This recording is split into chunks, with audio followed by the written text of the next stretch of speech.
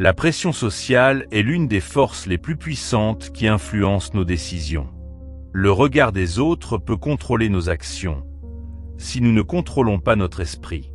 Le stoïcisme commence par une vérité simple. Ce que pensent les autres n'est pas en ton pouvoir. Épictète l'exprime ainsi. Ce qui dépend de toi, c'est ton jugement. Ce qui ne dépend pas de toi, c'est l'opinion des autres. La société te pousse à être conforme, à plaire, à prouver ta valeur. Mais plus tu cherches la validation extérieure, plus tu t'éloignes de ta propre nature. Marc Aurèle rappelait: il faut vivre selon sa nature et non selon l'opinion des hommes. Le stoïcien apprend donc à distinguer ce que je maîtrise, mes actions, mes intentions, mon caractère.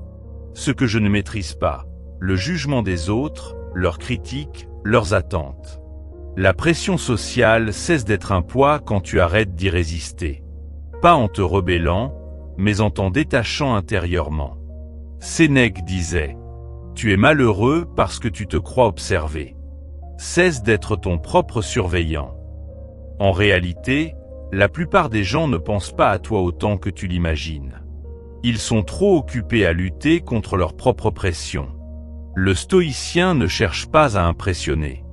Il cherche à être aligné. Aligné avec ses valeurs, ses principes et le calme intérieur qui vient de l'intégrité. Lorsque tu comprends que ton bonheur dépend de ton jugement et non de la foule, la pression sociale perd son pouvoir sur toi. Le stoïcisme t'invite donc à une forme de liberté rare. Celle de vivre sans te trahir. Celle de faire ce qui est juste, même si cela déplaît. Celle de ne plus confondre être accepté et être en paix.